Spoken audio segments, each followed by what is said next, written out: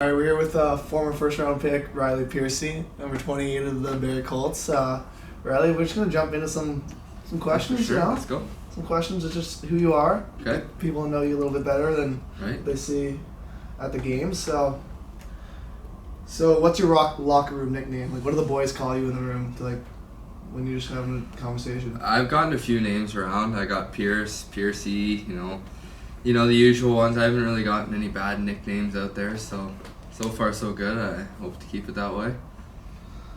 28. Like, what's up with that? Like, why do you wear 28? You know, there's really no reason behind it. I wore 22 all my life because my dad was 22. But moving here to Barrie, I came in with 28 because my uncle wore 28 when he played for North Bay. So I thought it would be pretty cool to carry on the family tradition of wearing 28 in the O. So that's it. Good style too. So Yeah, that's true. That's true. So who do you think the funniest guy on the team is? Like, I don't know. You know, we have a lot of funny guys. Some of them are just think they're funny and they're really not. Yeah, we got one in front of me. That guy's pretty questionable in some things. But, you know, the least funniest guy is probably...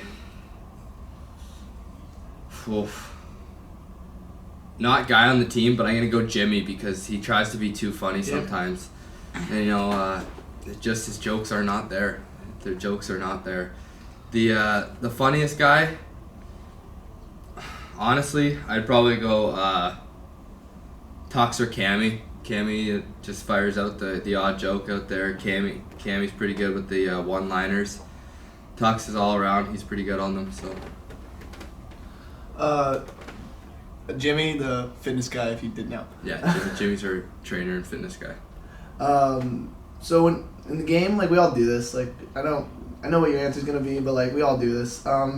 So like, when you have a kind of a brutal shot or can't catch a pass for your life, like, do you just like look at the twig? It's all the twig. It's all the twig. Yeah, it's not you. You know, sometimes he's a first-round pick. It's not him. Sometimes I should be like Clarke and score 5 goals, 6 goals a game, but. You know, I struggle with the stick, so I usually just look down at the stick, like asking what's wrong with it, but usually doesn't answer back with much. Great call. So would you rather, when you rip into the zone, would you rather like go around the D-man, make a gross move on the goalie, slip it 5-hole, or would you rather just rip it bar down from the top of the circles? Like, if you had a choice. You know, I don't really get either, so whatever I get, I'll take. I can't shoot the puck for my life, and I can't dangle anybody, so...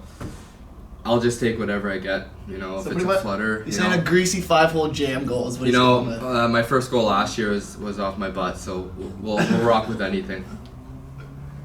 What's the go-to pregame meal?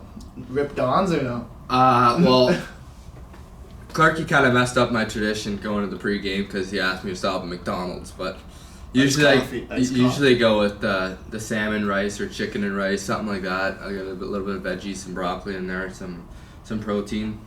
My Bills do a good job with that. What do you spend more time on, IG or the Snap?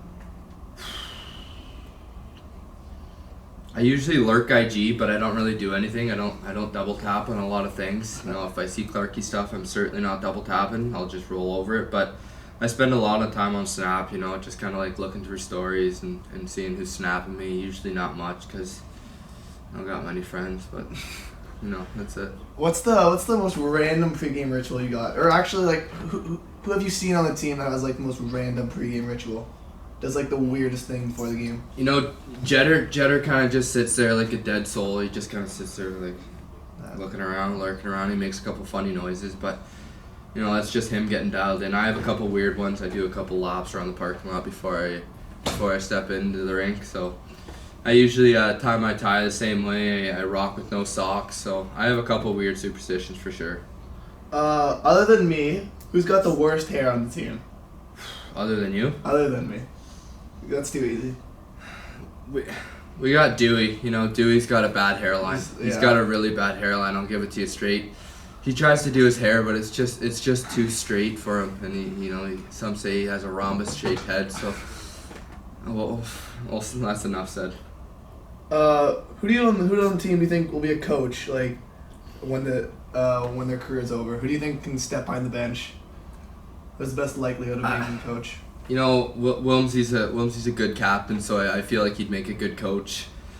He's super talkative. You know, if we're going talkative, Picard does not stop talking, so maybe he would make a good coach one day, but I think Wilmsy would be probably the best coach around the bench. Let's cap it off with your last one here. Celebrity crush. Who is it? Can't say Zook. Yeah, I'll skip Zook for this one. Celebrity crush.